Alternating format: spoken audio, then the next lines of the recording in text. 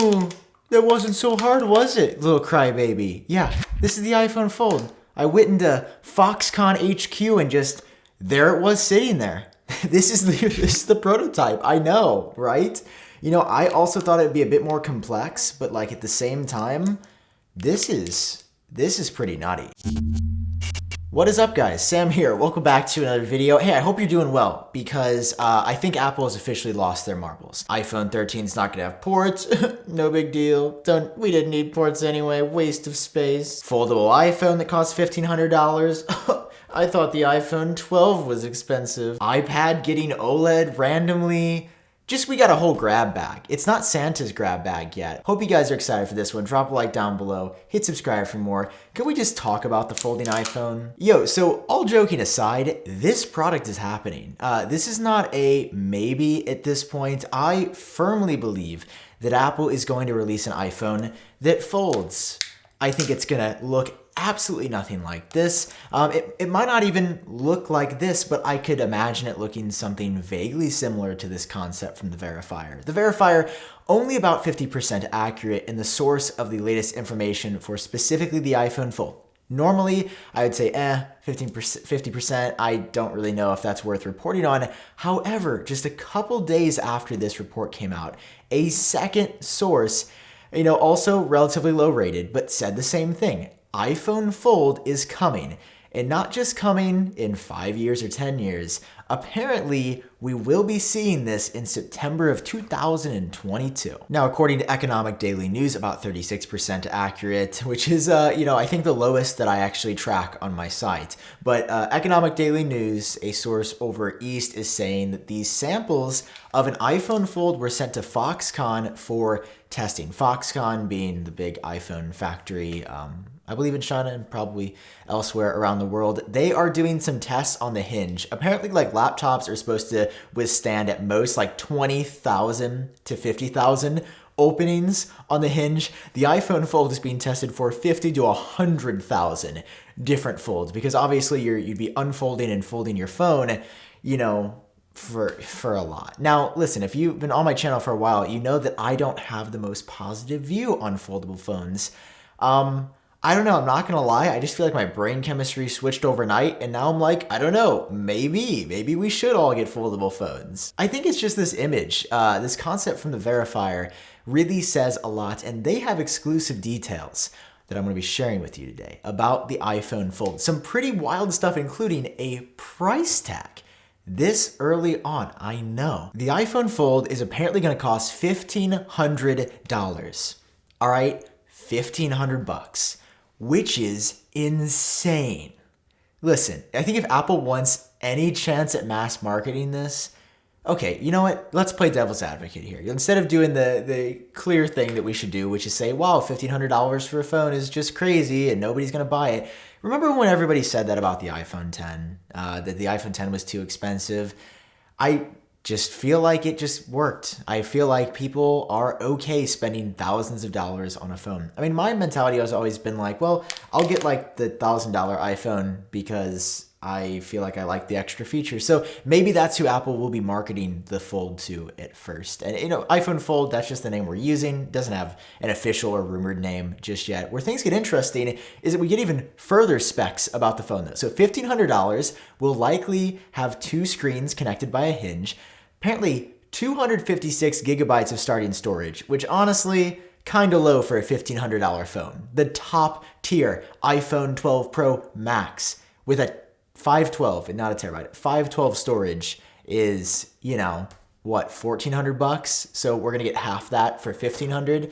Feel like that's gonna change, maybe. And we are early on the cycle here because in addition to this phone having 8 gigabytes of RAM, which, yeah, I mean, that makes sense. We're at 6 gigabytes now on the iPhone 12 Pro, so give Apple 2 years because the verifier says that the iPhone Fold is also coming in 2022. So listen, this phone is clearly very early on in development with nothing at all finalized. But I hate to admit it, I'm kind of interested in this device. Like, I'm telling you, it's just this image. There's just something about it, the aesthetic.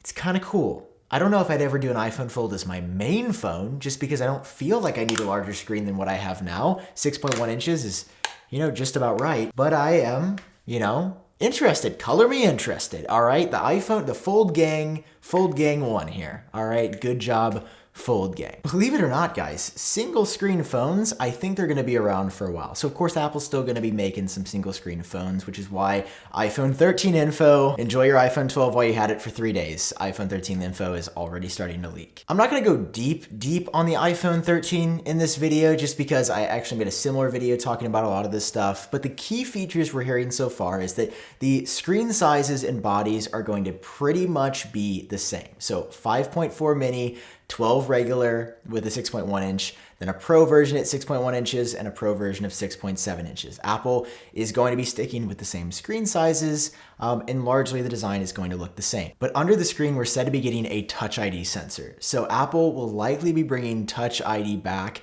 probably in conjunction with Face ID. We don't think it's going to be like a bait and switch with Touch ID and Face ID like they did on the iPhone 10. Like, it's going to be both authentication methods. And then, we're hearing upgrades to the camera is always like a much better ultra wide angle lens, just because it still is the weakest lens of all of them.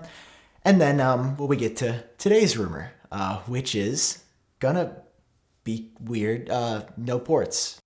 Now, I can tolerate a lot, Apple, but you give me my dang lightning port, all right? Or we will be going out on Apple Park's quad and squaring up till I can get my port back. Now, listen, Apple knows this. They know that people are heavily resistant to this idea. But Apple, of course, being the innovator that they are, they want to push it. So how does Apple push removing the lightning port on the iPhone?